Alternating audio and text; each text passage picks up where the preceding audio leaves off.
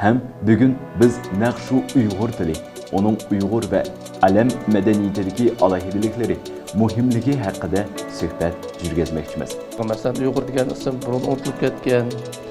Shu 1921-yilda shu Toshkentda konferensiya bo'lganda shu ma'lum o'qish olimlar shu ismni qaytadan tikilgan burun qo'llangan ekan. Bunda qarsangiz nimaga 32-yillari kichik bir Uyg'urning yesidagi bir oddiy bir Uyg'ur dehni o'zining bolasi Uyg'ur deb qo'yayotgan ekan. Demak, u ot hech qachon yo'qolmagan.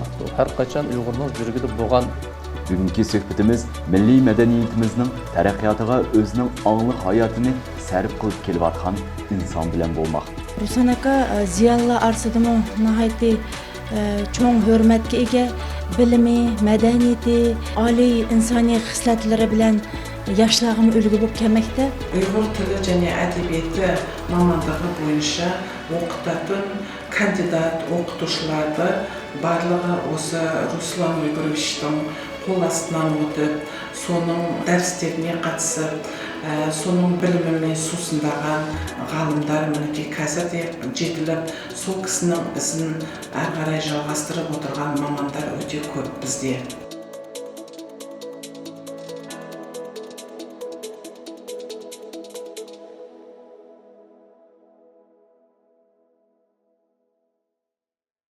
Assalamu alaykum, hürmetlik ekran aldıda otağan teletomoshabin. Hozirіңizda Qadam teлеканалы yenidən təqdim qılıb otağan Alım bilan söhbət namlıq proqramısı. Sizlər bilən mən Abdumanap Mahmudcan. Proqramımızın məqsədi xalqımızın içindən çıxan çonqur bilimlik alımlarımızı siz bilan tanışdırır. Bugünkü söhbətimiz milli mədəniyyətimizin tərəqqiyatıga özünün ongli hayotini sarf qılıb kelayotgan inson bilan bo'lmoq. Bu programmamızın baş qəhrəmanı ayni shu madaniyatning har qanday asosiy aspektiga aylangan, cho'ng mavzuni ko'targan insondir. Ya'ni u mavzu bo'lsa, albatta til. Ham bugun biz naqshu Uyg'ur tili, onun Uyg'ur va alam madaniyatidagi alayhidelikleri, muhimligi haqida suhbat yurgizmoqchimiz. Qani u chaqda bugungi programmamızning baş qəhrəmanı, studiyamızning mehmoni bo'lgan Arziyev Ruslan Uyg'ur bilan suhbatimizni boshlasak. Assalomu alaykum Ruslan aka. Va alaykum assalom. Efirimizga xush kelibsiz. Xush bulduk. Endi sizning familiyangizni anglaganda, ya'ni dadangizning ismini Uyg'ur o'g'li ekanligini anglaganda, men birdinla xalqimizning Uyg'ur ekanligini ko'z oldimdan jigetib o'tishga bo'ldi. Mana bu haqida hozir suhbatimizni boshlasak, o'zingizning ota-onangiz, balalik davringizga to'xtalib ketsak. Yaxshi, endi bu Uyg'ur o'g'li degan meniki o'rishcha aytgan o'chistvom qarab chiqayotgan gap qo'y. Haqiqatan bundaq qarmoqqa bir odamning ismini shu millatning nomi bilan atash endi biroq oz uchishlar qo'llar. Endi men dadam 32-yil tug'ilgan. Endi dadam o'zi Uyg'ur rayonidagi Doğun degan bir kichik bir mavsida tug'ilgan vaqtida. Bovam endi shu yerda bir egilib boshqa odamlarning biri bo'lgan. Biroq o'qigan ziyoli odamlar deyish bo'lmaydi. Biroq shunga qaramasdan o'zining o'g'liga Uyg'ur deb ot qo'yishning o'zi nihoyat bir shu davrdagi shu bir muhitdagi bir o'zining bir milliy g'ururiniki, bir milliy iftixorniki bir ko'rinish bo'lishi kerak deyman. O'zining bolasiga mening bolamni Uyg'ur bo'lsin deb qo'ygan vaqtida. Onun üstüge bu yerda yana bir masala bor. Masalan, Uyg'ur degan ism burun unutilib ketgan. Shu 1921-yilda shu Toshkentda konferensiya bo'lganda shu ma'lum o'qish olimlar shu ismni qaytadan tikilgan burun qo'llangan ekan. Bunda qarsangiz nimaga 32-yillari kichik bir Uyg'urning yesidagi bir oddiy bir Uyg'ur dehni o'zining bolasi Uyg'ur deb qo'yayotgan ekan. Demak, u ot hech qachon yo'qolmagan. Har qachon Uyg'urning yuragida bo'lgan nomda. Shuning uchun u o'zidagi farzandiga, eng aziz farzandiga shu o'zining miltining nomini qo'yayotgan. Ya'ni bu balkim bir tarafdan shu qaytadan tiklanadi degan gapga qarshi bo'lishi mumkin. Yo'q, qaytadan tiklanadigan gap emas, u burundan bor gap. Mana biz shu ismni sizlar degan uchun mana Uyg'ur degan nomni biz qaytadan tikildik degan uchun qo'yayotganimiz yo'q. Bu bizning burundan kelayotgan yurgimizdagi nom, bu miltimizning, ulug' miltimizning nomi degan tushuncha bo'lishi mumkin. Shu dadam o'zi matematika mutaxassis bo'lgan, uzoq yillar Dardam To'tara maktabining mudir bo'lib ishlaydi. Apam ximiya biologiya fanining muallimi. Мен шундай кылып уруштан кийинки yetişip чыккан уйгур зыяларынын айылсыз чоң болдум.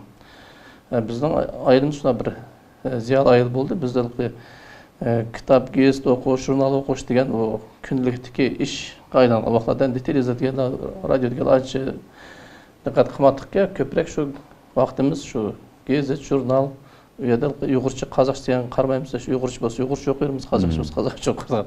Шундай бир заманда деп. Bir yaxshi kitob chiqadigan bo'lsa, uyda navbatlashib o'qiydik. Masalan, hozir esimda.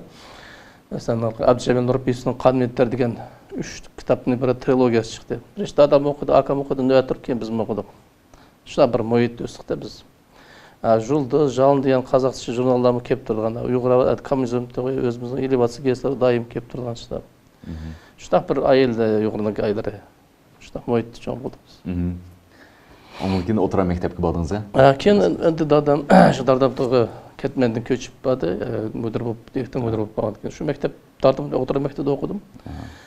O'qishimiz yomon bo'ldi endi.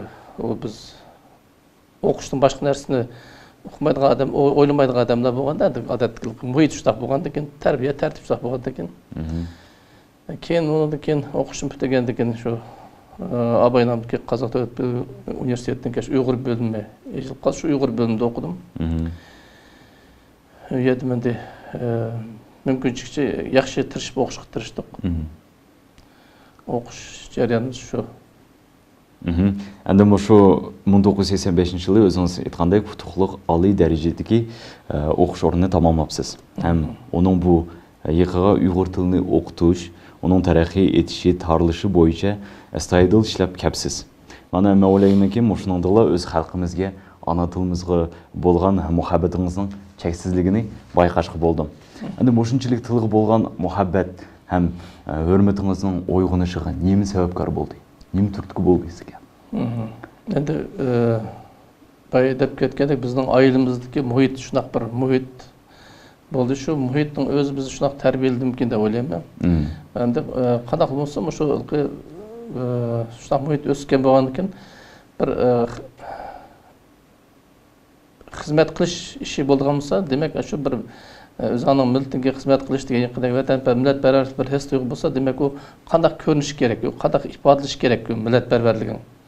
Endi men tushuncham vaqtida, shu vaqtdagi men tushuncham bo'yicha, hozir shunday tushunishda bu mening millatparvarligim mana shu o'zimniki millatimniki tilini, tarixini, adabiyotni o'rganish orqali ifodalash kerak. Mening qo'limdan keldigini ham shu o'zim durust hisoblaydigan ish shu deb tushundimda. Demak, mening millatparvarligimniki bir ifodalanishi, shu tilimni, ana tilimni o'rganishim, shu tarix bo'lgan qiziqishim, adabiyot bo'lgan qiziqishim degan meniki shu millatparvarlikdan chiqadigan bir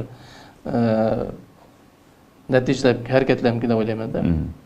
Bizning ilmiy ve başka işlerimizin neticesi kitap, makale arkalık göründü. Endi men kitaplarımda kısıtlanıştık dep oyladım hazır. Bu benim birinci kitabım. Kutadıq bilik ve onun leksik, stilistik alaylıkları dep atıldı. Bu kitap menimki kandidatlık dissertatsiyam asasında yazılgan. Bir de Kutadıq tili boyunca asasen üyedeki tasviri vasiyetler, okuşlar, metafora, epitetler, antonim, amonim, sinonimler hem fraze birliklerindeki Kutadıq қолыныш алағайлықтары тоғышында yazılan kitap. Men keyin kitab bu meniki şu üniversitelerde uzakçılar işleş jarayonida toplagan tecrübemnin neticesi desem oldu. Bir de ben Uyghur tilini ders beriş jarayonida Uyghur tili boyunca emgeklerge köprek ödüş doğru geldi. Hem şunun asasında bir kitap yazıp bu kitap üniversite studentleri hem kolej studentleri için bir derslik olsun deb o'yladim. Bu kitap mening 2006-yilda maktab nashriyatida nashr besilgan. Ondan keyin men 8 yillik O'rlov degan ma'lumotlarning bilimini oshirish institutida ishladim. Bu yerda men Uyg'ur tili adabiyotidan boshqa uni Qozog'istonda yangicha o'qitish masalasi bo'yicha shug'ullandim. Shu jarayonda men Qozog'istondagi bilim berish sohasidagi yangilangan programma, onun asasi tushunchaları, onunki asasi usulları bo'yicha biraz izlenip şu bo'yicha toplagan materiallarını Shavkat Ömerov bilan birga bir kitap nashr qildik. Bu yerda Shavkat Ömerovniki o'zining maktabdagi tajribalari, bu yangilangan program bo'yicha ep qo'ygan һәм меніңки еңчі оқытыш бойынша оқытыш ұсулары бойынша кітабын ішкісін біріктіріп, біз еңчі оқытыш ұсула вә тәжірибелер деп бір кітап нәшір қылдық. Ondan keyin meniki biraz işim yana şu mektep bilan bağlıq болды. Қазақстандагы ең чоң реформаларныңки бірі мұшы білім саласыдагы реформалар десек ат қоймайды. Білім саласыдагы реформалардан кейін бізге құтыр мұнасабатлыгы ол дәрістер. Қазақстан мұстақил болғандан кейін ең әвлад дәрістер деп ең бір дәрістерді нәшір қылышына қолға алды. Бұл ең әвлад дәріс деп аталышының себебі мұстақил дөләттіңки өзінің бір ең әвлады болушы керек. Мұстақил тәпәккүр қылдыған, мұстақил олайдыған, өзінің милли қадіретлерінен чоңғыр сезіндіған bir evlatını şekillendiriş gerek olan şu evlatını şekillendiriş o sözsüz mektep arkalık amelga aşıdı. Mektepteki bilim beriş, terbiye işleri endi benim derecede şu mektep derslerinin mezmunuyla münasebetlik. Şundan bu yeni evlat derslerini neşir kılış bu Kazakistan'daki iktisadi cihetin eğer vakitler bolsun şunun karmay derslerden çıkış başladı. Ben şu derslerden çıkış jarayonuna aralashdim. Ben 8. sınıfın Uyghur tili degan derslerde Şavdan Kibir hem Baramada Rahmetullah bilan birlikte yazdık. Bu kitapta meniki endi asosan bu teoriyalik materialni men yazdım. Qag'ini Shavnak bilan Baramada yazgan. Bu 9 sınıfның Uyghur tili kitabı bu akademik Qaydarov bilan birga yazılgan kitap. Bu yerda Abdullah Qaydarov Uyghur tilining statistikasiga bog'liq materiallarni yazdı. Qolgan Uyghur tilining tarixi, Uyghur tilining jaliklari bo'yicha materiallarni men yazgan. Bu men o'zim nihoyatda bir yaxshi ko'rgan kitoblarimning biri. Ham bu kitobningki ma'lumot metodikalik qo'llanmasini men o'zim yozgan. Bu kitap endi 3-4 qitim nashr qilindi. Endi bu kitap Uyghur 10 sinfning Uyghur tili bu 11 sinfdagi darslari ijtimoiy gumanitarlik ham tabiiy matematikalik ikki yo'nalishda nashr qilindi. Bu endi ijtimoiy gumanitarlik yo'nalishdagi darslik buni biz ustozim Oktyabr Jamaldinov, men mening shogirdim Gulminam Duganova uchimiz yozdik. Buma endi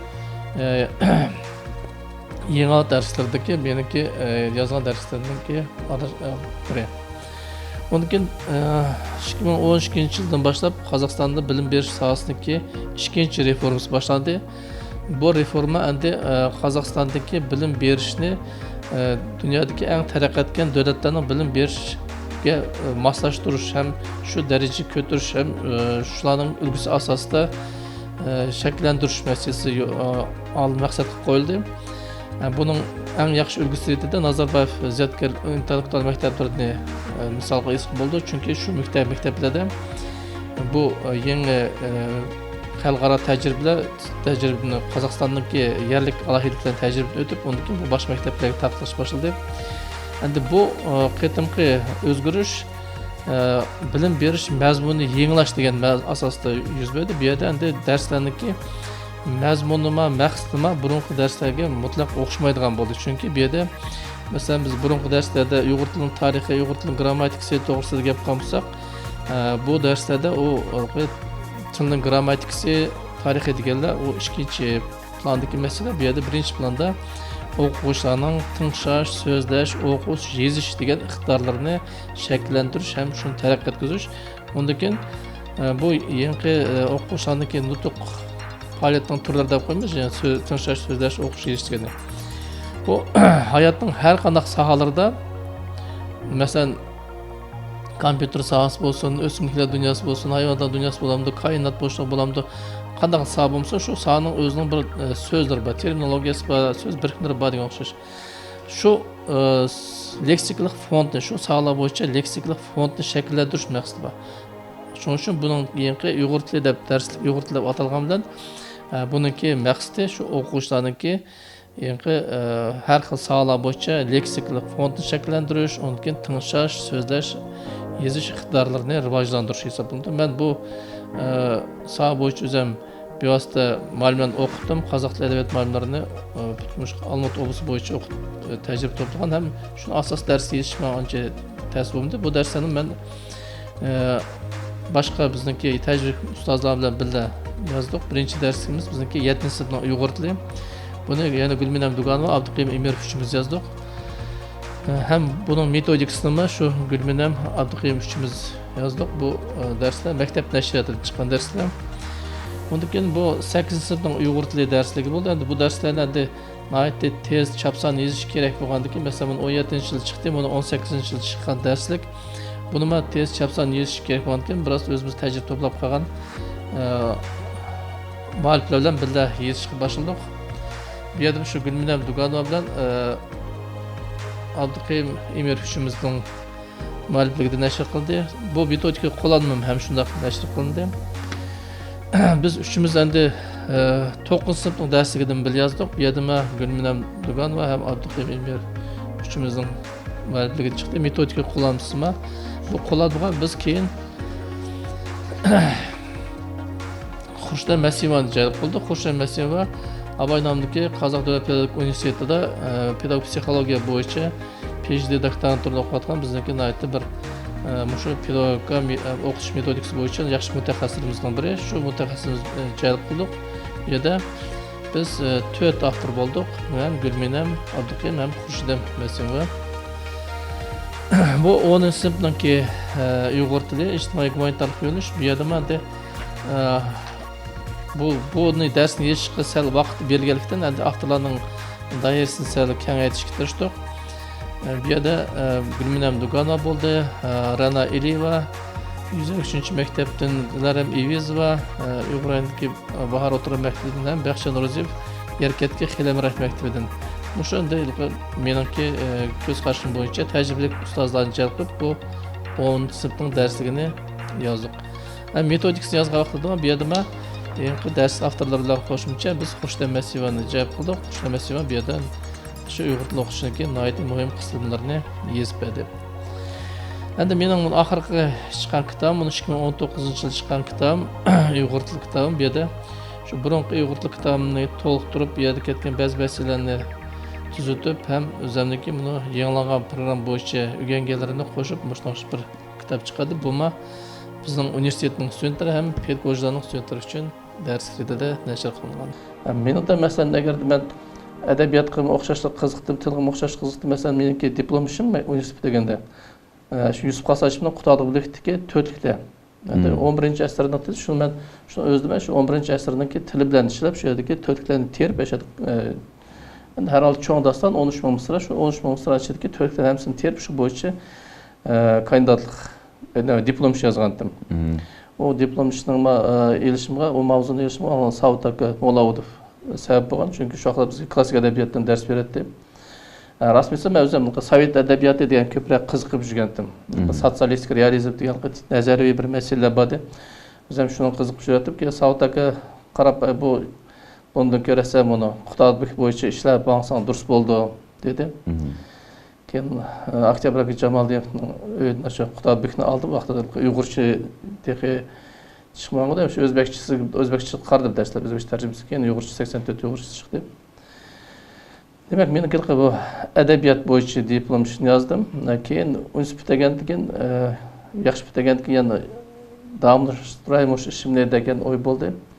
Shu vaqtda Qozog'iston Fanlar akademiyasida shu Qozog'iston Fanlar akademiyasining tilshunoslik institutida Uyg'ur bölümü degan bölüm bo'lgan. Bu yerda ham Uyg'ur tili, adabiyoti, tarixi, madaniyat tamsilini o'rganadigan shu Uyg'ur bölümü bo'lgan.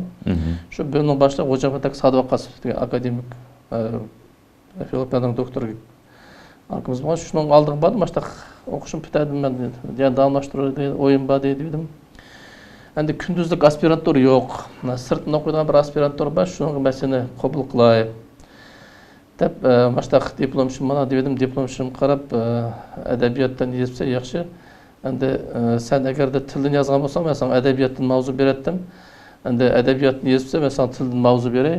Chunki sen filolog bo'lmasang, haqiqiy binosliki filolog ham tilni ham adabiyotni o'xshash erishish kerak. Men sana tildan mavzu bersam, sen tilni o'zing majbur ko'proq cho'nqirab unishtirsa, adabiyot o'zingning qiziqishing bo'lsa, sen uni majburiyatsiz o'zing qilavergan ish bo'ldi. Shu vaqtda sen haqiqiy filolog bo'lsa degan o'xshash fikr aytgan. Xo'jabatak o'zim ham adabiyotni ham tilni o'xshash ipmangan olimlarning biri bo'lgan.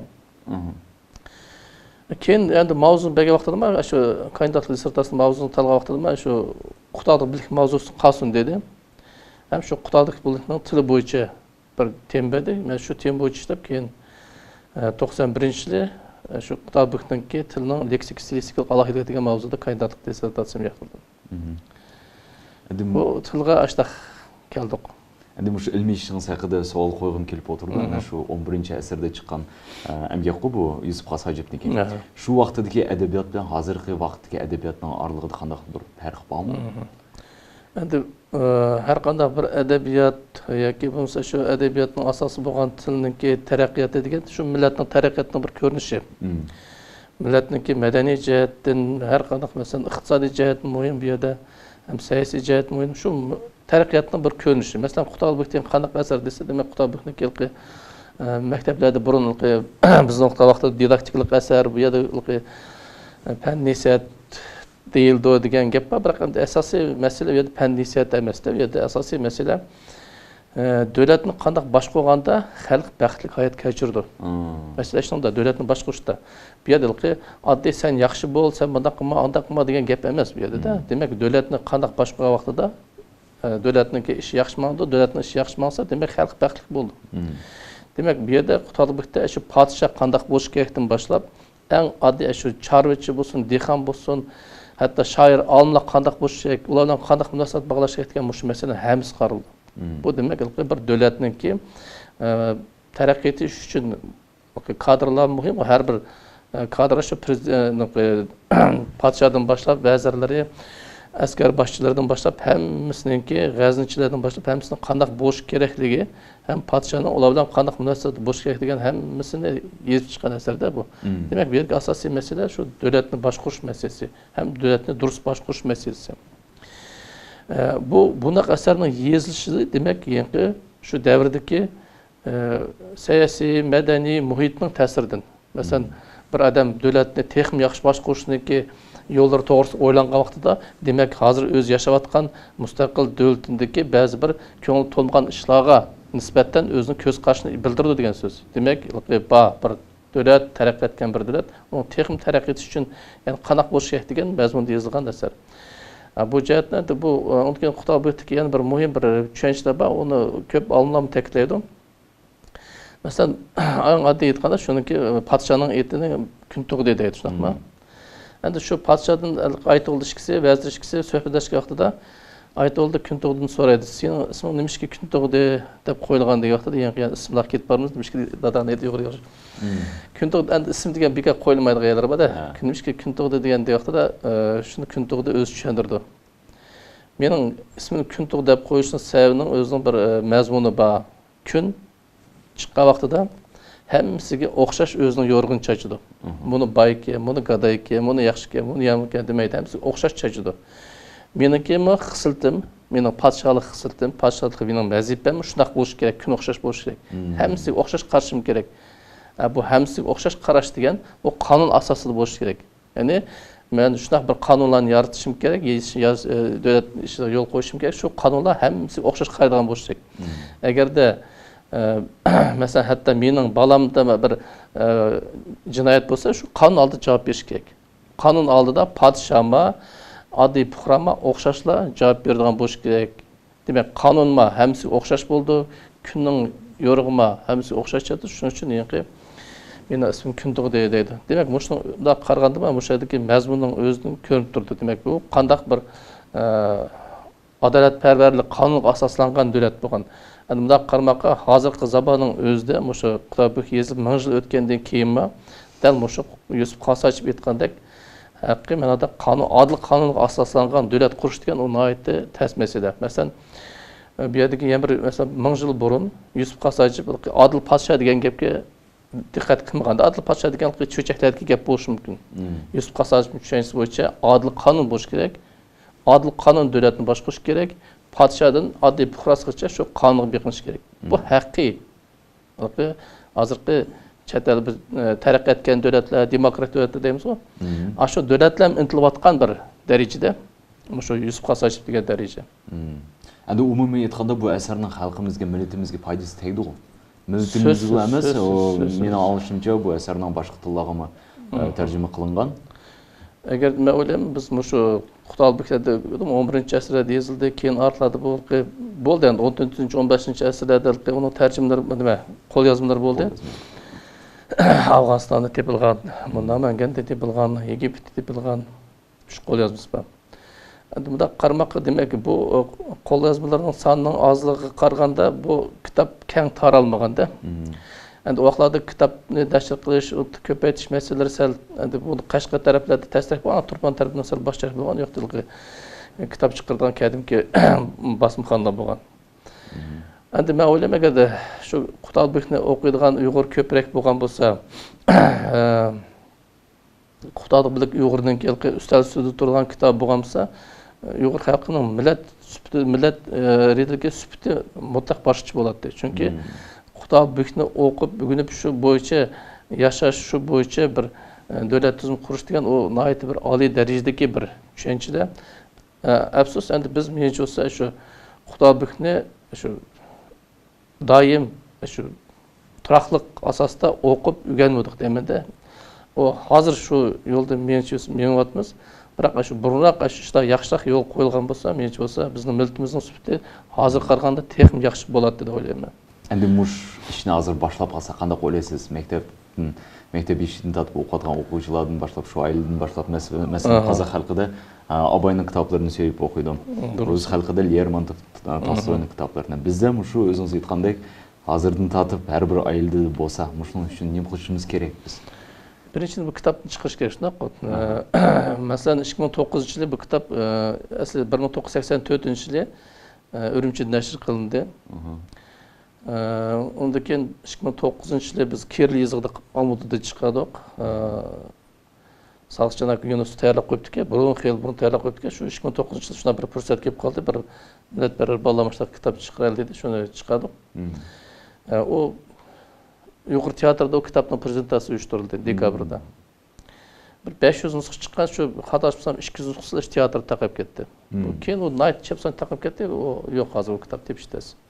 Demak, shu kitobdan qaytadan chiqish kerak. Undan keyin buni 2-3 yil burungi deyman, Qutlug'bekniki Nasri Yashmisi deydi. Ya'ni o Qutlug'bek o'zi she'rlar yozgan sababki, bu Nasri Yashmisi degan qora so'z bilan yozilgan nashr chiqdi Qozog'istonda. Ya'ni uni Sog'liqchilik tayyorlagan Yunusov.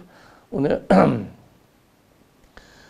Cumhuriyet Uyg'ur Medeniyet Merkezi'nin endi shu Dolquntay deb bir tijorat yigit bor, Sharqiy Medeniyet Merkezining raisining o'rinbosari. Shu kishining mablag'i chiqdi, u mencha haqsiz taqildi. Demak, shu kitoblar chiqyapti, taqilyapti.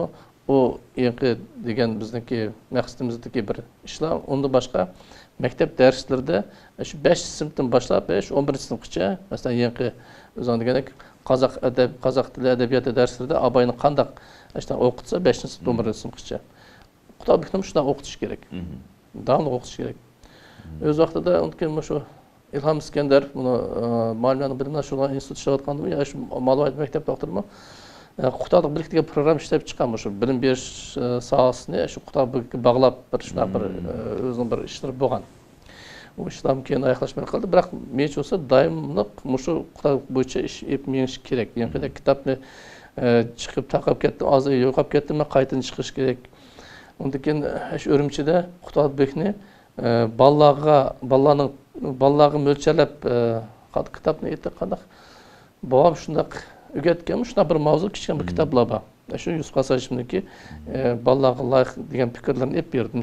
Bolalarning hammasi yani davlat boshqarish to'g'risida o'ylanib ketishi, o to'g'risida Yusuf Qasashim mulohazalari tushunib ketishi, adliq qonun deganlarni tushunib ketishdi.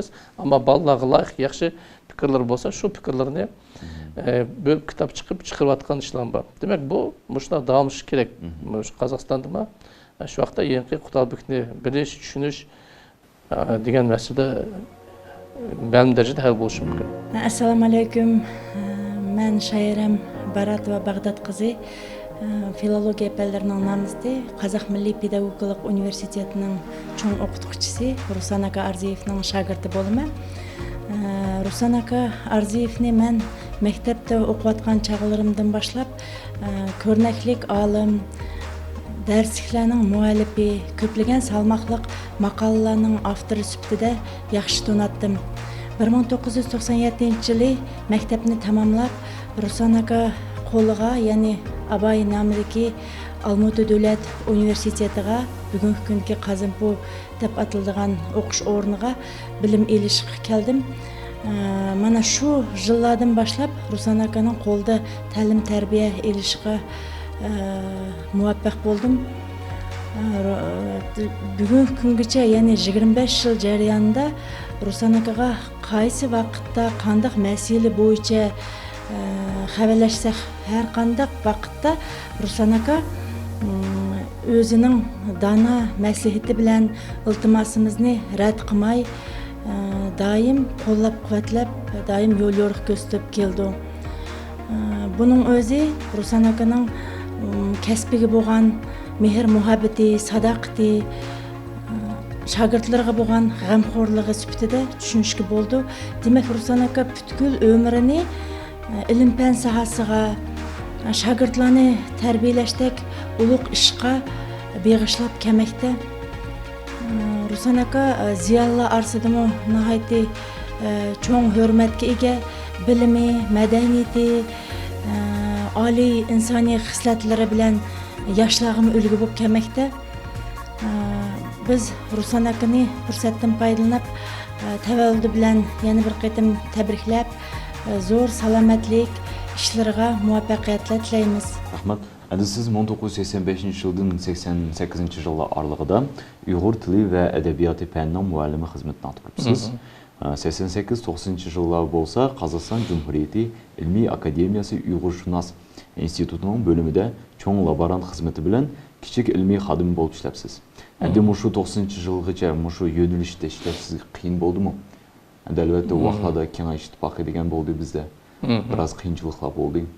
Mushu qiyinchiliklar sizga endi 80-yil masalan Uyg'ur bölümü ochildi Abaydamki Qozoq pedagog institutida.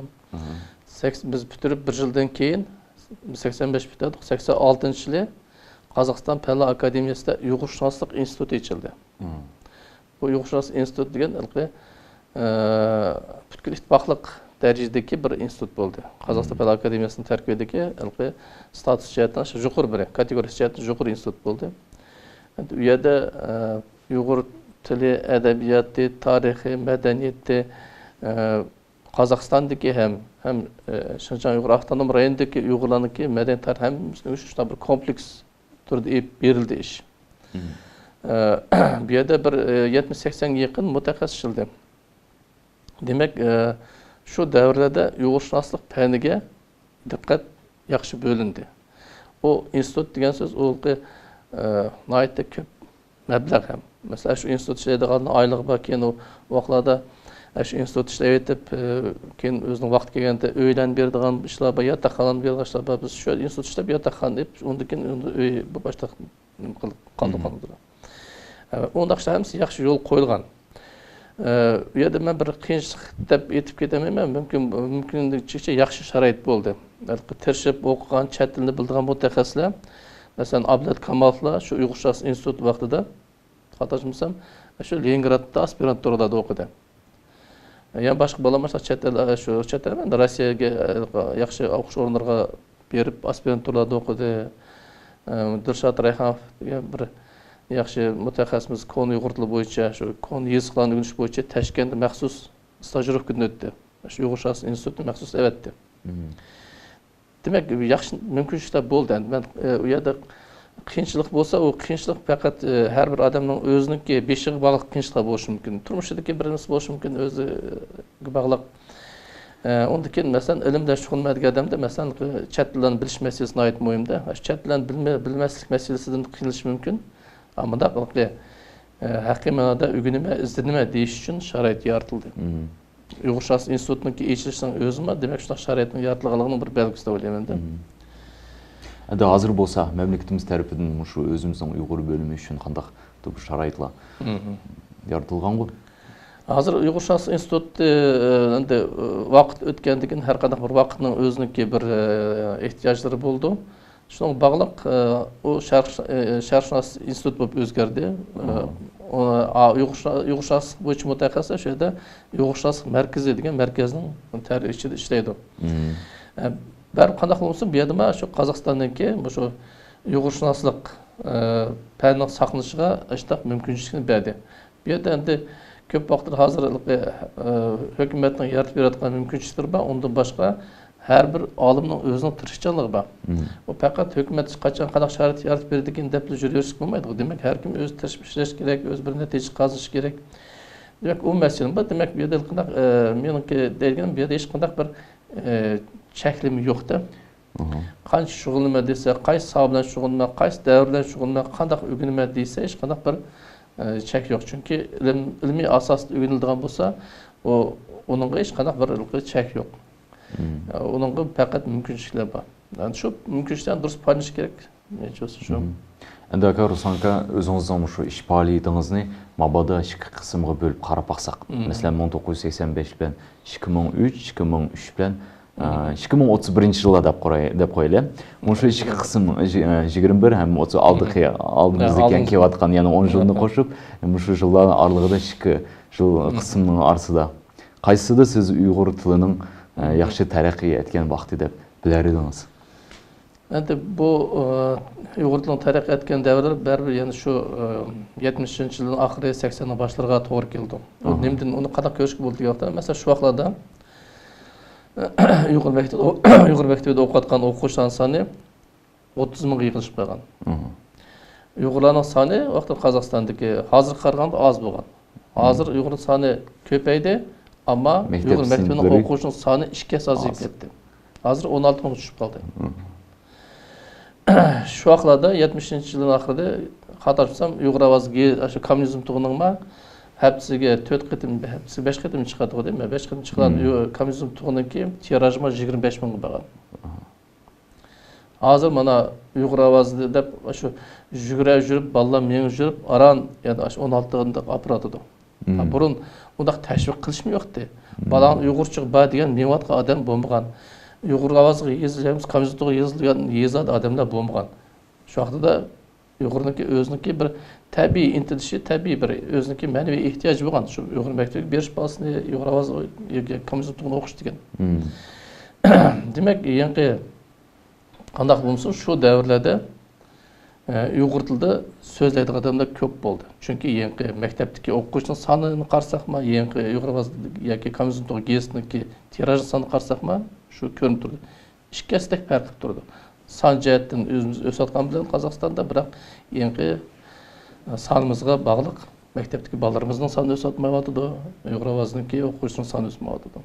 Demak, burun yangi birinchi bo'lgan davrlarda ko'proq Uyg'ur tilida so'zlaydigan odam ko'p bo'lgan bo'lishi kerak. Endi hozirgi azayib ketishga nim turtki bo'lyapti aka, sinflarni Uyg'ur sinflarini azayishga. Endi tadqiqot yurgizish ishlari yuryapti. Gazet jurnallar tarafidan bo'lsin, yigit boshlari, xonim qizlar markazlari tarafidan bo'lsin, yana bo'lsa-mu az. Bu bizniki pedagog shaxslarimizniki tashviqot ishlaridan boshqa eng birinchi navbatda shu Qozog'iston davlatining yaratib beradigan mumkinchiliklari borda. Masalan, Chelakdagi mana Qarto'rtdagi maktabni ko'rgan bo'lsangiz, yaqinda remont o'tdi, shunaqmi 3-4 yil burun. Buni Olmaotadagi Rozbaqov nomidagi maktab gimnaziyani ko'rgan bo'lsangiz, shunaq bir yaxshi remont o'tdi. Bir qarama qilgan Nazarbayev intellektual maktablarining qiyashmaydigandek shunday yaxshi ichidagi texnikasini shunday ta'minlandi. Ham atrofda ham shunday yaxshi nayt ko'p aqchaga remont qildi hukumat tarafdan. Shundaqli remontlarni bir shu yerkatdagi xatosdan Jamol bo'lsa, maktabda shunday yaxshi remont bo'ldi deyman. Demak, maktablarimizga hukumatniki diqqati yaxshi. Darslar chiqyapti, hech qanday problem yo'q. Masalan, bizniki o'tir hisobda bir sinfda, masalan, biz 11 sinf bo'lsa, bir sinfda 2000 o'quvchi o'qishi mumkin, ko'p bo'lgan ko'p bo'lsa. Kitoblarimiz maktab nashriyati, Atamura nashriyatida Uyg'ur redaksiyalari bor, shu yerda 2000 dan chiqyapti.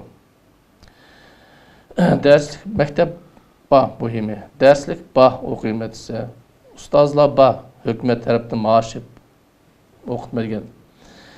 Demak, davlat tarafdan to'liq mumkinchilik yaratilgan. Hozir bunda qarasangiz, masalan, Turkiyada bir baylar, Uyg'ur baylar o'z tirishchilik ko'rsatib, bir binolarni elib, shu yerda bolalarni o'qitimiz deb bir tirishib yurdi. Yana bir Amerikadagi, Yevropa boshqa bir yerdagi Uyg'urlar bir kashf maktablarini ochib yurdi. Ular buna o'xshash barliq fanlarni ana tilida o'qitilgan bunday bir binolarni ko'z oldiga keltirishni tez. Demak, qancha taraqqiyot etgan Yevropa o'xshash davlatlar bo'lsin, ularniki shu yaqindagi shu Qozog'istondagi Uyg'urlarniki madaniyatni baribir saqlash uchun yaratayotgan mumkinchiliklar oz yo'qladi. Masalan, shunday bir imtiyozlarni, shunday bir yaxshi yaxlarni durust foydalanishni bilmaslik bor. Bu endi buni malqi объектив тараптарым бар, мәселен субъектив тараптарым бар дейміз ғой. Енді объектив тараптар неме дегенде, заман өзі ұйғыр тілініңке қолыныш дайырсыны бұрымы чәкленген бұған текім чәкленуады деді. Çünkü ұйғыр тілініңке қолыныш дайырсы қия десе, ұйғыр тілінің қолыныш дайырсы айылы ұйғыр мектебі bir cemiyet küçük kılgan olsa, başka bir işlerle şunma dese, o söz başlıklarını biliş gerek. Bu atanların oylandığında, bu atanlarma şu bizim balarımız, hem atanların oyu şu balarım yaxşı turmuş keçirsin deydi. Yaxşı turmuş keçiriş için yani til meselesi degen mi var? Mesela şu 70-80 yılları Uygurlar köprek Almutluğa kelişki başladı, şehirleşiş meselesi payda buldu. Bizdeki bala armiyalar bade üyedelik oruslu hemsi uşaqlar sel oruslu bulan özür tildim qinalga yerler buldu. Okuş şükelen ki vaqt köprek orusçu bulan vaqt qinalga buldu. Şundan köpse şu yanqı Uygur tilindeki qoluniş dairəsinin tarlığını kögəndikən demək ki çekiniş yüzbədi de. Atanlarımı ballarımız endi orusça oxusa yaxşı болады. Mesela hazırımda qarşısında qayada problem var, yanqı bal toplaş meselesi de deyilgan bolsa, qayada orus mektebi var, şu yerdə problem var. Mesela Qartorqda mektepte 3 tillik mektep orus sınıfları var, orus sınıflarda oqutqalan köpsü Uygur balları. Erketde orus mektebi bolsa, şu orus mektebide oqutqalan köpsü Uygur balları. Şoňjyda orus mektebi var, eşde oqutqalan köpsü Uygur balları. Almatı'da müştaklı ahval. Almatı'da 19 mı okuğucu bakı mektep yeşidi ki, şu taneki köp bolsa bir 3 mı Uygurca okuatkan boluşu mümkün. 3-20 mı boluşu köp bolsa. Demek şu orus mektepler bayada problemi bada. Mesela çoğun Aksu Uygur oyundaki şey yazıladı. Yakındaki şu Uygur ballı Uygur sınıflardaki okuşan sanı az işi birinci nöbette şu Uygur ballarındaki şu Rus sınıfları ketip berişi bağlı. Endi atanlar endi mundaq yani tahlil qilib ko'rsa, orus maktablardan chekindigan vaqt mı keldi. Çünkü oliy o'qish o'rinlarida hozir qozoq bo'limlarining soni 80%ga yetib bordi. Burun 80% oruscha bo'lgan bo'lsa, bo'limda hozir 80% qozoqcha, qozoq tillik bo'limda universitetlarda. Ondan keyin bunu qozoq tilindeki davlat tili sifatidagi barliq sohalarda qo'llanish masalasi bor. Uni kuchaytiryapti. O qozoq tilini qo'llash doirasi qancha keng bo'lsa, qancha yaxshi bo'lsa, o Uyg'urlar uchun shuncha yaxshi. Chunki Uyg'urlarga qozoq tilida so'zlash, qozoq tilini o'rganish degan o cho'ng bir masala emas. Uyg'urlarga o'rus tilini o'rganish kerak. O uchun tirishish kerak. Onun ma'lum vaqt mölçək çünki orus tili degan o başqa bir til. Qozoq tili degan undaq başqa bir til hech kim bo'lmaydi. Qozoq tili degan Uyg'ur tilidan yaqin bir qarmoqqa qozoq tili orus tili bir Uyg'ur tilidan boshqa tilga hisoblanadi, biroq Uyg'ur tilidan qozoq tiliniki yaqinligi nihoyat ko'p endi. Bu hatto bular bir dialektniki bir shevalar desim bo'lgan ishlarda. Masalan, Uyg'urcha bosh desa, qozoqcha bas desa, birla shevlar siniq farqi bor. Mana bir yerlar bor. Demak, o Uygur mektebide okusa, hazır qozoq tilini bilish problemisi bo'lmaydi. Orus mektebide o'qiydigan bo'lsa, qozoq tilini bilish problemisi bo'ldi. Orus mektebide o'qiydigan so'z demak, bir tarafdan ana tildan ayrildi degan so'z, ikkinchi tarafdan davlat tilidan yiroq qoldi degan so'z. Davlat tilidan yiroq qoldi. Kelajakda baribir davlat tili, qozoq tili 100% o'zining to'liq kuchi kirgan vaqtida barliq sohalarda qozoq tili qo'llangan bo'ldi. Shu vaqtida Uygur mektebide o'quvchi bemalol Қазақша естіп маңа yurdu. Rusça o'qib qolganlar ularga sal ta'sir bo'lishi mumkin. Ya'ni jarayon aksiga mengadi. Burun orus tili kuchayib, orus tilini o'qish ishtiyoqi ko'proq, majburiyat ko'proq bo'lsa, endi davlat tiliniki o'zi haqiqiy kuchi kiratgandan keyin davlat tilini o'rganish endi besimroq bo'ldi. Bu mencha bo'lsa bizniki uchun nihoyat yaxshi fursat. Chunki Uyg'urcha o'qish degan o qozoqcha o'qish degan o'xshashlar. Chunki ana tilda bizning qozoq tilidan hech qanday farqi yo'q desim bo'ldi. Сәлеметсіздер ме? Менің аты жөнім Абдрахманова Гүлсім Халыққызы, филология ғылымдарының кандидаты, университет профессоры, осы Абай атындағы Қазақ ұлттық педагогикалық университетінің шығыс филологиясы және аударма кафедрасының меңгерушісі. Бізде бүгінгі тақырыбымыз Арзиев Руслан Уйгурович, филология ғылымдарының кандидаты, аға оқытушы жайында болмақ. Руслан Уйгурович біздің кафедрамызға 2020 оқу жылында ұйғыр тілі әдебиеті пәндерінен оқытушы болып қызметке орналасты.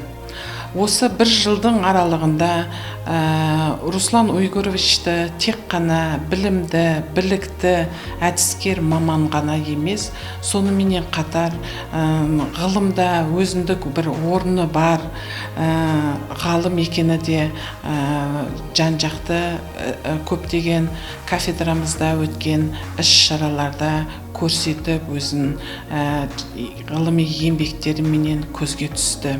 Руслан Уйгурович жайында айтатын болсақ, біздің кафедрамызда ұйғыр тілі және әдебиеті мамандығы бойынша оқытатын кандидат оқытушыларды барлығы осы Руслан Уйгуровичтің қол астынан өтіп, соның жаңағы дәрістеріне қатысып, соның білімімен сусындаған ғалымдар мінекей қазір де жетіліп, сол кісінің ізін әрі қарай жалғастырып отырған мамандар өте көп бізде. Біз енді мына Руслан Уйгуровичті былай қарасақ, тек қана ол кісі әдіскер емес, жаңа мен айтып кеттім. Сонымен қатар ол кісі мінекей қазір қолымда ұстап отырмын. Құтатұғу Білік Жүсіп Баласағұнның 12 ғасырдағы ескерткішінің лексикалық, стилистикалық ерекшеліктерін жан-жақты зерттеп, осындай бір ғылыми еңбек жазған адам. Тек қана бұл кісі өзінің ғана қатысуыменен еңбектер шығармаған, сонымен қатар мынандай көптеген қазіргі замандағы, қазіргі міне Қазақстан Республикасы Білім және Ғылым Министрлігінің бекіткен жаңарту бағдарламасы бойынша да міне мектептерге арналған бірнеше оқу құралдарын жасап шығарған. Соның біреуі міне қолымда менің ұстап отырғаным ұйғыр тілі 8-ші сыныптарға арналған жаңаша жаңарту бағдарламасы бойынша жасалынған мінекей оқу құралы. Бұл кісінің бірнеше осында оқу құралы бар. Университетке, мектеп көлемінде және магистранттарға жасалынған бірнеше оқу құралдары бар. Сонымен қатар мінекей іздену жұмыстарына арналған бірнеше монографиялары да құнды мінекей тақырыптарда қазіргі замандағы өзекті мәселелерді мынау ғылым саласындағы көтерген көптеген еңбектері бар. Бүгіндікте біз Руслан Уйгуровичті айта аламыз, қазіргі заманның талабына сай ғалым, жан-жақты өзінің іздену жұмыстарын тек қана бір бағытта ғана жүргізіп қоймай, бірнеше бағытты қамтыған. Оны айтатынымыз, мысалы, жаңағы 12 ғасырдағы жазба ескерткіштерін зерттеп қана қоймай, сонымен қоса мына ұйғыр тілі және әдебиеті мамандығын көтеру үшін осы салада да көптеген қызмет атқарған, бірнеше оқу құралдарын қазіргі заман талабына сай жазып баспадан шығарған. Сондықтан біз енді Руслан Уйгуровичқа осы кафедрамызға келгеніне өте қатты қуаныштымыз, өте байсалды, ғылыми пікірлері осы қазіргі міне заманауи талаптарға сай креативті ойлар, ұсыныстар айтып, әрқашанда осы кафедрамыздың жетістіктерін ары қарай дамытуға өзінің көптеген үлесін қосып отыр. Әнді мен ойлаймын, осы біздің сөhbetіміздің кейін экран алдыда отырған ата-аналар яны бір қатым yaxшылап тұрып ойынып, келешекте ұйғыр сыныпыдагы оқушыларның саны көбейді деп үміт қылымыз. Әнді әкем мұшы түрік тілі хақыда тоқталып өтсек, түрік халықлар хақыда. Түрік тілінің келіп чықшы сіз оны дәслеп қандақ өкендіңіз? Өзіңізге білдіған бір қанша сөзлерді етіп, мысал, келтіріп кетсеңіз. Құтадбектің тілі 11-ші әсірдегі тіл. Bu dövrдeki тіл hem şu dövrдeki Türkiye halklarının edebi tili. Çünkü 11-ci əsrdə barlıq Türkiye halklarını göz aldığımız keltirsək, şu vaxtda Sibirdən başlap 11-ci əsrdə texi Türklər bunu hazırki Anatoliya bağımlığa, şu hazırki Özbekistanlar kege vaxtlar, şu Türkmenistanın territoriyada kege vaxtlar Türkiye halklar, Sibirdən şu Merkezi Aziyaga taralğan Türkiye halklar var. Nəhayət kən territoriya Sibirdən şu Merkezi Aziyada. Şunca kən bir zimində, şunca kən bir Türkiye halklar yaşadı. Ama şuların içində şu vaxtda faqat Qutadıq bilik oxşaşlı bir çoğ əsər yazıldı. 11-ci əsrdə. Ədəbi əsər. Mahmud Qaşqari'ninki Divanlığa Türkmü şu dövrdə yazıldı, 11-ci əsrdə yazıldı. Бірақ o ilmi əmgək, həm onun tili Ərəb tili. Mahmud Qaşqari Türkiye tilini, Uyğur tilini Ərəblə öyrənsin deb, onunki lüğəti hazırki tilə aytqansaq, iki tillik lüğət, o Uyğurca, Ərəbcə, yoki Türkiyəcə, Ərəbcə lüğət desi oldu. Mahmud Qaşqari'nin lüğətini.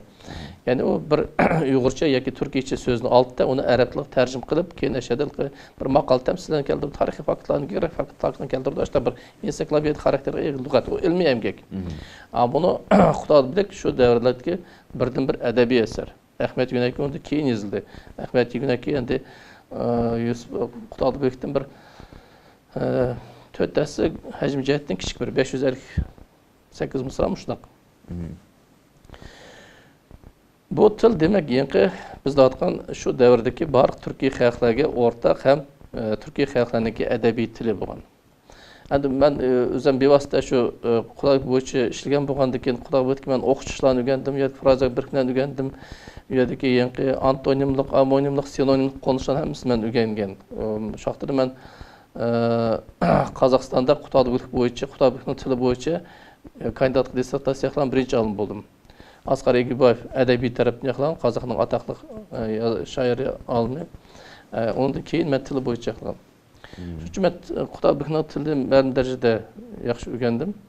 Bir sözlərini deyişkək bolsa, mən özüm yaxşı görülən bir sözlər var. Şuların birini dəpəsəm, üyədə mandaq bir ibarə var, onu qesladım degəndim öz vaxtda. Özün asqı qolma, bodun asqı qol, bodun asqı içirə özün asqı ol. Bodun degan xalq degan söz. Bodun degan D bilan Y deganninki nimasi bor-da, navbat ish bor. Biz qadimroq D bo'lgan, keyin o Y bo'lib ketdi. Masalan, Ömer Muhammediyninki Ig'ir qaysi Ömer Muhammediyninki bir hikoyasida biz tuzgandik o deyim qatorsan. Biz tuzgan hikoyasida nima bor? Buni internasional degan bir naqshini, she'rini tarjima qilgan. Bu bo'lar eng adaqi ham eng qattiq cho'ng yig'a.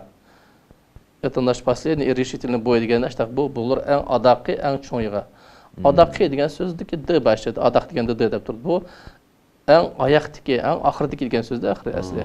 D'ninki yig'ini vatish masalasi bor. Yani bodun degan so'zning tomiri boy. Boy degan odam. Adamning bo'yi deymiz. Aldı o degan ko'p qo'shimcha bodun degan so'z, shu vaqt qarsang bodun degan xalq degan so'zda. Şu vaxtda da bunu Uyğurcha özün asıb qolma, bodun asıb qol degəni özünün asıq degan payda degan söz. Özünün paydağını oylama, xalqının paydasını oyla. Özün asıb qolma, bodun asıb qol. Bodun asıq işirə özün asıb qol degəni xalqının paydası işidə senin paydağında. Demək sən özünün paydasını oylama, xalqının paydasını oyla. Səbəbi xalqının paydası işidə senin paydağında. Bu Yusuf Qasaçevninki 13 mısranın içindeki bir iki mısrası. Bırak qanchalik çoğunqur məzun var. Şunaq qo. Demək sən miltinin mənfiyyətini oysan, demək sən özünün mənfiyyətini oylagan bolsa, sən miltinin paydasını oysan, sən özünün paydanı oylagan bolsa, bu bir нәрсе, bir tutaş нәрсе, bir tutaş çuqum degan o'xshash fikrimda o'tiraman. Men bu so'zni internet torbiyatida o'qigandim. Yusuf Qasajevning so'zi ekanligini mana bugun hozir siz. Bu da o'z vaqtida shu 103 maktab gimnaziya Turbudagi, Almudagi maktabga kirdiga yazib qo'ygan dedim shunda. O'zingning paydangni o'yla, xalqning paydasini o'yla, xalqning paydasi sening paydang bor degan gap. Bu shunaq bir yaxshi gaplarning biri. Endi Ruslan aka o'zimizning Uyg'ur tiliga qanday asosiy nimalar yotadi o'zimizning tilimizga? Ham hozirgi vaqtda bizning bildigan Uyg'ur tiliga ta'sir yetkazayotgan narsalar bormi? O'zining ta'sirini tekkizayotgan. Endi uyg'ur tili degan mundaq qarsak, demak, qadimiy tillarning biri. Masalan, uyg'ur tiliniki, masalan, qadimiy uyg'ur tili degan bor, kon uyg'ur tili bor degan bor, uni Chag'atay uyg'ur tili deydi, kon uyg'ur tili deydi, hozirgi uyg'ur tili deydi. Demak, uyg'ur tiliniki o'zining taraqqiyotida işte 3 bosqich besib o'tganda, demak, qadimiy uyg'ur tili degandan o'zidan chiqib turdi. Bu xalqarodagi turkologiya degan ilmdagi bir cho'ng bir soha, tilshunoslikning sohasi. Masalan, buni o'z vaqtida butkul dunyoga da'liq bo'lgan, masalan, işte bir fanning otisi deb qo'ydi. Masalan, Rossiya turkologiya fanning turkologiyasining otisi deydigan Radlov degan olim o'zining hayotining 25 yilini faqat uyg'ur yodgorligiga bag'ishlagan. Unki Sovet turkologiyasi bu vaqtda shu Sovet turkologiyasidagi birinchi odam, eng asosiy cho'ng olim Malov degan olim bo'lgan. Uma hayotidagi ilmiy faoliyatdagi eng asosiy emgaklar shu uyg'ur tili bo'yicha. Demak, uyg'ur tili ham qadimiy ham boy til. Uning o'rganishi yaxshi, shu davlatdagi Rossiyadan ko'p o'rgangan, undagi buni Yevropada, Germaniyada, Fransiyada nihoyatda cho'nqur tadqiqotlar bor. Masalan, uyg'ur yezigidagi qo'lyozmalar degan butkul dunyoga tarqab ketgan, Yaponiyadan boshlab shu Amerikagacha bor. Mana bir boy til, u til endi davlat tarafidan g'amxo'rlik qilsa, uning taraqqiyoti texim yaxshi bo'ldi. Biroq shuning o'zida xalq bo'lgandan keyin, xalq o'zining g'amini o'zi qilish kerak. Baribir shu yangi tilni saqlash uchun bir chora-tadbirlar mangdi. Har holda uyg'ur tili mencha bo'lsa o'ziniki turaqliq taraqqiyot yo'lidan ketib qolgan tillarning biri. Chunki har qanday bir tilning taraqqiyoti uchun har xil ekstra lingvistiklik deydi, tilshunoslikdan sirt bir faktorlarning ta'siri bo'lishi mumkin. Shular ta'sirlar bo'ldi, tabiiy barq tillarda bor narsa. U taraqqiyot etib mangaverdi. Masalan, uyg'ur tiliga chatdan kirgan so'zlarning muttasi arab so'zlari ko'p, fors so'zlari bor, keyingi vaqtda Yevropadan kirayotgan so'zlar ko'p. U degan u tabiiy jarayon, u barq tillarda bor narsa u. Dunyodagi har qanday til boshqa tillardan so'z oldi ham beyib, shuning asosida taraqqiyot etib mangaverdi. Endi keyingi vaqtda endi bu tilga barib qanday bo'lsin, bir ilmiy asosda tilning atalg'ishunoslari masalasi bo'yicha izlanishlar bo'lishi kerak. Masalan, hamma termin, masalan, bir kompyuter sohasini olsak, shu terminning hammasi yangilik chet tilining so'zlab kelsa yana bo'lmaydi. Qanchalik uyg'urchalashtirish mumkin bo'lsa, shunchalik uyg'urchalashtirish masalasini aslan chiqmaslik kerak. Masalan, mushka deganni shu asli o'zining inglizchasi shu chashqan degan so'z, shunaqa qo'ydi, mouse degan. Shunaqa. Қазақша mushka desa, o'ruscha mushka desa, biz mushka desak vaqtida biz o'zimizning tilimizga hurmat bildirgan bu qo'limizda. Demak, biz uni bir uyg'urchalashtirishimiz kerak. Masalan, o'rislar inglizchani tarjima qildimi, shu so'z tarjima qildimi? Chashqan desak sat ko'rinishi mumkin, biroq baribir bir uyg'urcha so'z foydalansak, u yaxshi bo'ladi. Demak, shu atalg'ishunos masalalar bo'yicha biz jiddiylashishimiz kerak. Bu masala bo'yicha Cumhuriyet Madaniyat markazida ishlar menyapti. U endi turaqliq asosida endi bir lug'atlarni chiqarish o'ylarimizda bor. Mumkin bo'lsa shu terminlar bo'yicha bir lug'atlarni chiqarmoq o'ylarimiz bor. Endi u yerda qanday bo'lsa bizniki shu Shinjon Uyg'ur avtonom rayonidagi tilchilarimiz o'z vaqtida nihoyat ko'p ishlar qilib ketdi. O yaqinda bir lug'at ko'rib qoldim bu yerda. Ruscha, Xitoycha, Uyg'urcha lug'at. Bu sotsial qishlar kuchaygandan keyin shu Xitoy bilan Sovet Rossiya orasidagi sotsial sohasining hammasiga bog'liq so'zlar berilgan. Bir 14 ming so'z, hammasi terminlar. O'rishchasi, Xitoychasi, Uyg'urchasi. Demak, ashadagi olimlar bundan qarsam haqiqatan ba'zi so'zlarga nihoyat diqqat qilib uyg'urchalashtirganda biz shu olimlarimizniki eshitishimiz kerak. Chunki Uyg'ur tili degan, u Qozog'istondagi Uyg'ur tili degan bu shu bizning tarixiyatimiz, hozirgi Shinjon Uyg'ur avtonom rayonidagi Uyg'urlarning tili bo'lishi kerak. Shu tilning bir parchasi bo'lishi kerak. O'z vaqtida sal bo'linib qolgan bo'lsa, baribir kelajakda shu 15 million Uyg'ur so'zlayotgan tilda so'zlashimiz kerak. Shu terminlarni biz qo'llashimiz kerak. Endi biz o'ylayman, Xitoycha terminlarni biz bu yoqqa olib ketmasmiz deymi? U Xitoycha terminlar bu yoqqa kirmaydi. Uning ustiga Qozog'istonning muhiti boshqa. Boshqa yangi so'zlarni biz olib qo'llashimiz kerak. Ham imlo jihatdan bir kelishimiz kerak herhalde. Рахмат Руслан акам. Әнді сіз өрлеу педагогикалық қызметкарларның білімini мүкәммәлләштірүш Милли институты, акционерлік жәмиеті вә Алматы vilayeti бойынша мұғалімлерінің білімini ашуш институтыда фаалият жүргізіп келіп жатсыз акам. Мектеп кіші болған балаларны тәрбиелеш вақтыда һәм заманауи тәрбиеленіп жатқан яш әвлатларымыздың өз вақтыдыңла чоң ұтқыларға қол жеткізіп, бақытлық hayat кешіру үшін қандай хissiyatlarni biz içishimiz kerak, qanday yar yo'lak ular bo'lishimiz kerak. Endi bu kafedraning nomi bilan meniki ilmiy faoliyatim ancha o'xshab ketmaydi. Men tilshunos baribir. Yangi shaxsni jamiyatlashtirish kafedrasi degan o sal mening sarim kelmadi, biroq har holda shu vaqtda yangi shu kafedra rəhbər qilish to'g'ri keldi. Endi men shu o'rlabga borgandan boshlab Qozog'istonda milliy ma'rif sohasi bo'yicha cho'ng bir reformalar bo'ldi. O reformalar nimadan boshlandi deganda Nazarboyev intellektual maktabidan boshlandi. Nazarboyev intellektual maktabini qurishning maqsadi nima deganda Qozog'iston bilim berish sohasida bir cho'ng o'zgarish yasmasi bo'lmaydiganligi ko'zatdi. Bu masalan Qozog'iston o'zi bir yangi narsani o'ylab tepishni yo'q. Masalan, kompyuterni o'ylab tepishni yo'q. Chunki kompyuterni o'ylab tepgan mutaxassislar bor. Bu chet elda yangi mashina o'ylab tepishni yo'q. Chet elda yaxshi mashinalar bor. Xuddi shunga o'xshash chet elniki yaxshi bilim berish programmalari bor. Shuni elish kerak dedi. Ham maxsus shu izlanishlar natijasida dunyodagi endi bilim berish sohasi bo'yicha eng ilg'or, eng oldingi tajribalarga, yaxshi tajribalarga ega Angliya.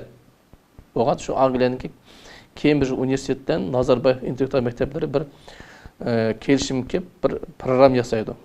Program yasağında asasen şu Cambridge Üniversitesi'nin mütehassısı yasaydı. Demek ki bilim bir sahasında kandak özgürlüklerin kirgiziş gerektiğin mesele boyunca. 2012 yıl başlangan bu şu malumlarını kaytadan okutuş meseleleri ben 2012 şu örnek bağın yıl şuna doğru gelip kaldı. Bu yerdeki bilim bir sahasındaki özgürlük degan nima deganda bu yerda ko'proq masalani mustaqil bilim ilişki qartilgan. Mustaqil bilim ilish degan o nima deganda o'quvchininki o'zining izlanib o'zini o'rganishi. Ma'lum nima qildi degan vaqtda ma'lum o'quvchining o'zining izlanib o'rganishiga mumkinchilik berdi. Burunqi biz o'qigan maktabda qanday bo'lgan ma'lumlar bizga o'zining bilginini deb bergan. Biz şu bilginin asasında biz şunu anlap, tanışıp, keyin tapşırmanın orlap bilim egilgen. O asli bilim berişinki adıyrak hem oңай yolu. Bu ılqı xudi balga her qaçalı tamaqını çaynap bergen oxşaydı. Malum dəpə degan söz, malum çaynap oxuşda ağzı sepə degan söz. Endi hazırki bilim beriş sistemisi nima deganda şu o'quvchi o'ziga izlanib bilimni shu ma'lum deb beradigan bilimni o'zi izlanib bilish kerak. Ma'lum o'zi deb beradigan narsani o'zi demasdan o'quvchiga shunaq bir yo'ldan ko'rsash kerak. Shunaq bir yo'nalishdan berish kerak. O'quvchi shunaq bir topshiriq berish kerak. O'quvchi shuni o'rnash orqali ma'lumniki yangi demoqchi bo'lgan bilimni egilish kerak. Demak, yangi o'quvchilarning mustaqil bilim elishi degan nihoyatda muhim bir tushuncha hozir. Bu nima uchun kerak degan vaqtda o'quvchi bu yerda birinchidan bilimni o'zligidan izlanib o'rgandi. Shu vaqtda o'quvchi bu bilimninki o'zi uchun kerakligini, bu kelajakda shu bilim uning hayotida yaxshi turmush kechirish uchun muhimligini tushunish kerak. Ham har qachon maktabda yotgan bilimni hayot bilan bog'lashtirib turish kerak. Bu malqi shu muhim yo'nalishlardan biri. Undan keyin yangi boshqa bir til bo'yicha boshqa bir masalalar bor. Buning ichida adabiyot bo'yicha masala, masalan, adabiyotni oldiga olsak, masalan, adabiyotda burunqi biz shoir yozuvchilarning tarjimonini, ularning asarlarini xronologik tartibda o'qib, har bir dars bugun masalan Ömer Muhammed o'qisak, masalan Nur Isroyevning o'g'iliki masalan Hizm Iskandar o'qib ketaverdik. Hozir bir she'rning o'zini 4 dars o'qitdi. Shu vaqtda bir yaxshi she'rni o'quvchi to'liq tushunib, shuningki Bloom taksonomiyasi degan bir nihoyat muhim tushuncha bor. Shu bo'yicha bilish, tushunish, qo'llanish, analiz, sintez, baho berish degan 6 darajada shu she'rni 6 darajada o'zi aqlidan o'tkazish kerak. 6 darajalik aqlidan o'tkazgandan keyin she'rning hammasini o'z ichiga oladi degan so'z. She'rni yodlash degan u faqat eng birinchi darajasi. Burun biz maktabda o'qiganda she'rni yodlab etib bersak, muallim bizga 5 qo'yadi.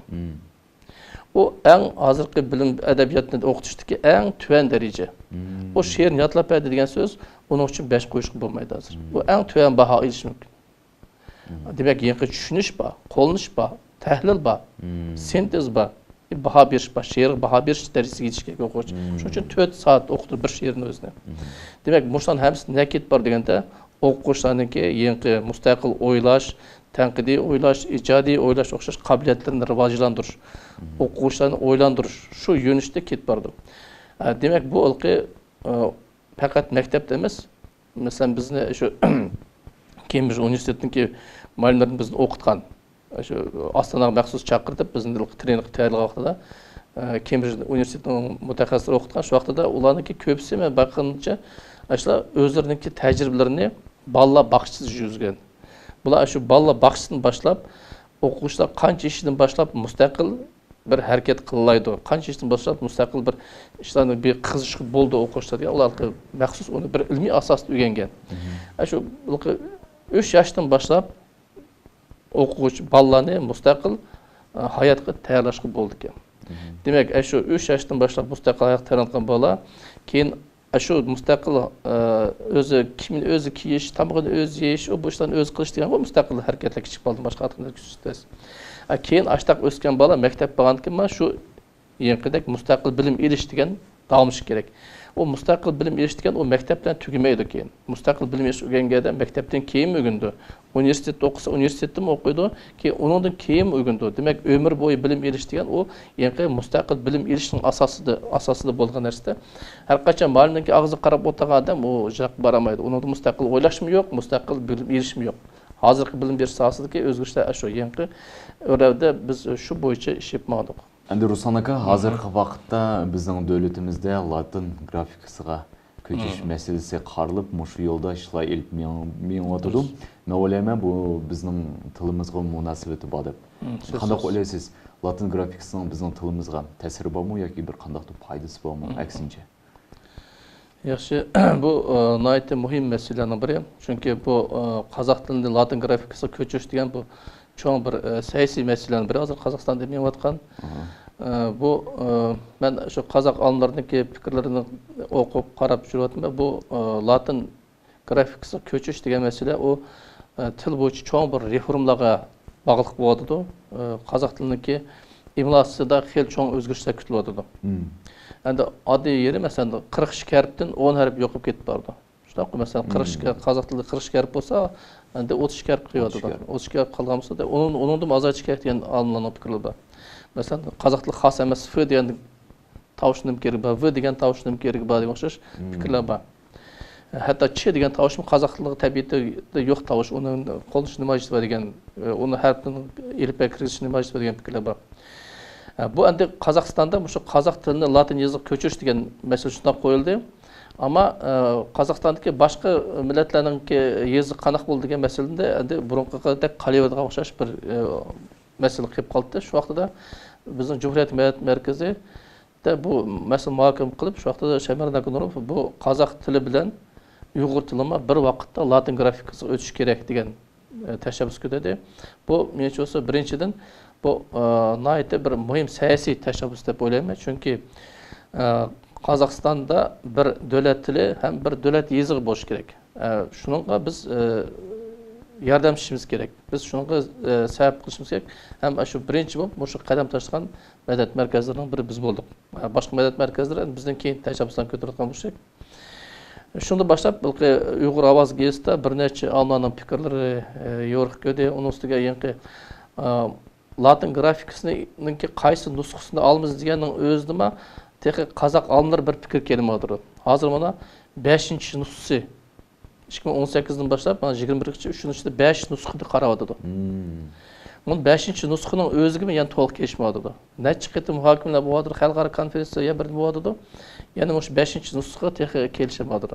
Biroq herhalde qanday bo'lsin, Kazak tilini qanday Latin grafikasi köçürse biz şu grafik asaslanıp o təsəbbüs uyardı. Mesela ö'ni qanday yazmız, a'ni qanday yazmız, i'ni qanday yazmız degan o'xshashli masalalar uyardı. Cho'ng bir masala uyardı. Çünkü ko'p harflar o'xshash uyardı.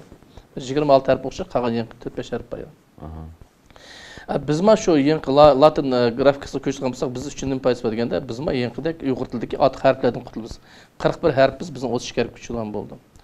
Bu 32 harf degan hozirgi bunu Şinjan Uyghur Avtonom qo'llanayotgan arab yezig'idan 32 harf bor. Dal 32 harfni biz shu ular yoqda arab yazsa biz bu yoqda shuni Latin grafikasi yozgan bo'lamiz. Endi Latin grafikasi o'tganda demak biz imlo masalasi bo'yicha biroz o'zgarishlar bo'ldi. Imloga qaraymiz. Masalan, ya yo'q qanaq yozildi, yumshoq bas, katta qattiq belgisi yo'q degan so'z, оборот yo'q edi, la yo'q edi, vaqtda nima bo'ldi o'rniga degan narsa chiqdi. U imloga masalik narsalarni u yerda ratlaydigan ishlar bor. Undan keyin hozir buni o'zinglar bayqayotgansiz, Yevropadagi Uyg'urlar asosan Latin yozig'ida. Şu Facebook qarsanglarma yoki bo'lmasa qarsang ko'psa shu Latin yozig'ida yozdi. Demak, bu dunyodagi barcha Uyg'urlarni beshini qo'shish uchun nihoyatda bir yaxshi vosita Latin grafikasiga ko'chgan. Demak, buniki shu ikki taraf borda, birinchidan yangi bizniki Qozog'istonda bir davlat tili, bir davlat yozig'i Latin yozig'i bo'yicha qo'llash, ikkinchi tarafdan yangi bütün dünyadagi Uyg'urlarning beshini qo'shish siyosiy masala, uchinchi tarafdan til masalasi imloni sal-pal biz imloni o'zgartgan vaqtida yangi Şinjan Uyghur Avtonom rayonidagi Uyg'urlarniki adabiy tiliga yaqinlashtirish masalasini shu vaqtida birla ipmangimiz deyapmiz. Endi Ruslan aka, umumiy mushu aytganda bizning xalqimizning tilining, ya'ni Uyg'ur tilimizning taraqqiyot etish yo'lida mushu barcha etmayotgan ishlaringizga umumiy to'xtalib ketsak, xalqimizning roziligi qanday? Endi bu yerda biz o'zimizning imkoniyatimizning kelishcha ishlaymiz. Masalan, qanday natija bo'ladida endi biroq hech qachon odam o'zi qanotlanmasi kerak. Masalan, men o'zimning ishimda qanotlandim desam bo'lmaydi. Men mumkin o'zimniki imkoniyatimni men to'liq joriy qilamdim. Men mumkin vaqtim durust foydalanmadim deb o'ylayman. Biroq shunda men Xitoylik bo'yicha dissertatsiya yozgandan keyin shu Xitoylik bo'yicha bir kitob chiqardim. Xitoylik bo'yicha anoreksik siyosik alohidliklar deb 96-yili. Ondan keyin 2006-yili men universitetda Uyg'ur tilini dars berish jarayonida biroz tajriba topildim. Shu tajribani bir yig'ib 2006-yili Uyg'ur tili deb kitobni chiqardim. Bu yerda shu Sovet turkologiyasi, qozoq olimlariniki keyingi til bilim bo'yicha yetgan uquvchilar, undagi bizniki yangi Sharq Turkiston Urumchidagi olimlarimizning uquvchilarning hammasining asosida Uyg'ur tiliniki grammatikasini ixchamroq qilib yozishtirishdim. Shuna bir kitob chiqardim. Bu endi universitetlarda Uyg'ur bo'limida o'qitildi. Buni Erkat Petko'jdim shuni asosida o'qiydi. Endi shuni asosida Uyg'ur til darslari, maktab darslari shuni asosida yozildi. Chunki u yerda men sal keyingi til yangilarga kirib ham o'zimiz burungi olimlarimizning amgaklariniki davom sifatida mangdi. Unda keyingi ishlarimga shu maktab darslari bilan bevosita munosabatlik yangi avlod darslari chiqdi. U yerda burungi Sovet ideologiyasidagi masalalardan ayrilish kerak bo'ldi. Shu vaqtdan boshlab biz grammatikaga biroz o'zgarishlar kirgizdik. Undan keyin buni yangilangan programda uni asosida yana darslar o'zgardi. Yangi adabiyot darsi, til darsi butunlay mazmun jihatdan o'zgarib ketdi. Chunki bilim berish mazmuni o'zgardi. Onun darslarning avtorlik ham metodikalik ishlarga aralashdim. Undan keyin buni yangilangan bilim berish programmasi degan masala bor. Buni o'rlavda ishlagan vaqtlarimdan keyin bir natijasida yangi shu yangilangan o'qitish bo'yicha qanday usullar bor, qanday shu hukmlar bor degan masalalarni bir yig'ib dastlab Shavkat Umar bilan bir kitob chiqargan. Keyin o'zim 2019-yili Uyg'ur tili degan kitobni qaytadan yozib, qayta to'g'lab, keyin shu keyingi buni o'rlavdan olgan o'rgangan masalalarni shu qo'shib 2019 Uyg'ur tili degan bir kitob chiqardim. Shu oxirgi kitob shu endi keyingi ishim shu imloga bog'liq bo'lib turdi. Shu yaqinlarda shu imlo bo'yicha bir ishlarimni bir yakunlash kerak bo'lib turdi. Chunki bu Uyg'ur tilining Latin grafikasiga o'tish masalasi tag'in mang'an ishlarning biri. Endi shu ip berayotgan ish faoliyatingizda, kaydingizda tarbiyalanayotgan yosh insonlar bormi? O'zingizning farzandlaringizning sizning izingizni besib chiqishiga qanday qaraysiz? Yoki o'zarkisi qo'yib beramsiz ularni? Herhalde bunu üniversitede 22 yıl işledim. Hazır bunu o'tgan o'qish yana qaytib keldim o'rladim. Shu o'zim birinchiga Uyg'ur bo'limiga. Herhalde şu 22 yıl ishlash jarayonida biroz shogirdlarni tayyorladik. Ular maktablarda ishlayotdim. Hech bo'lsa yaxshi ishlayotgan shogirdlarim bor. Shular asosida hozir Uyg'ur tili adabiyot degan shularniki maktabdagi butkul milliy mazmun qanday тәмінленді дегенде мектептегі милли мәзмұн шу ұйғыр тілі әдебиеті мұғалімдерінің сүпі білән белгіленді. Ұйғыр тілі әдебиеті мұғалімдері қанша сүпәтлік болса, демек мектептің милли мәзмұны шунча сүпәтлік болды. Чөнки біз математика пән мұғалімден, физкультура мұғалімден біз милли мәзмұнны талап қыламаймыз да, чөнки олардың салалары башқа. Миллилік деген ұйғыр тілі әдебиеті мұғалімдерінің вазифасы. Шу оқу шәкірттеріміз бар. Әнде айлам келген болсам, қызым филолог, әнде Türkçe, İngilizce okudum bunu Süleyman Demirel Üniversitesi'de. Oğlum bir 11 sınıf köçtü. Endi ben herhalde ulanın ki şu Uygurşunas bulmuşuma şu Uygur tili edebiyatı tarixini bilişini kalayım da. Şunu yaxşı asaslık bilişini kalayım. Onun üstüne benim ki kitapxanam yaxşı kitapxanam şu. Ben keyin şu menden keyin muş kitapxana bir yerga ötüp ketmesden muş öyde muş kitaplarını muş kelip meşet okuydigan mening ballarım näderim bolsa degan armağanım bar rastdan aytganda. Çünkü şu kitaplarni hech qiyalmayman da. Şu öyde baljaklar davalar okusak deb o'ylayman. Rahmat Ruslan aka, rahmat sizga. Endi ekran oldida o'tirgan teletomoshabinlarimizga o'zingizning ishga qiz niyatiniz bo'lsa, marhamat. Birinchidan shu qadam TV'ninki qadamlarining qutlug' bo'lishiga tilakdoshmiz. Undan keyin barliq Uyg'urlarning har bir bosgan qadamlaridan gullar unutsin. Hammamiz yaxshilikqa, birlikka, umidga qadam bosib yuraveraylik. Rahmat aka, sizga endi shu millatimizning taraqqiyotiga qo'shayotgan ulushlarınız uchun biz sizga o'zimizning rahmatimizni aytamiz. Bu o'ng'ay ish emas deb o'ylaymiz. Omon bo'ling, tan salomatligingiz mixti bo'lib, kelajakda zo'r ijodiy yutuqlarni tilaymiz sizga. Rahmat. Rahmat. Shundan hurmatli teletomoshabinlar, biz bugungi suhbatimizni davomlashtiramiz. Xo'shlashmaymiz, faqat kelasi programmagacha omon, sog' salomat bo'laylik.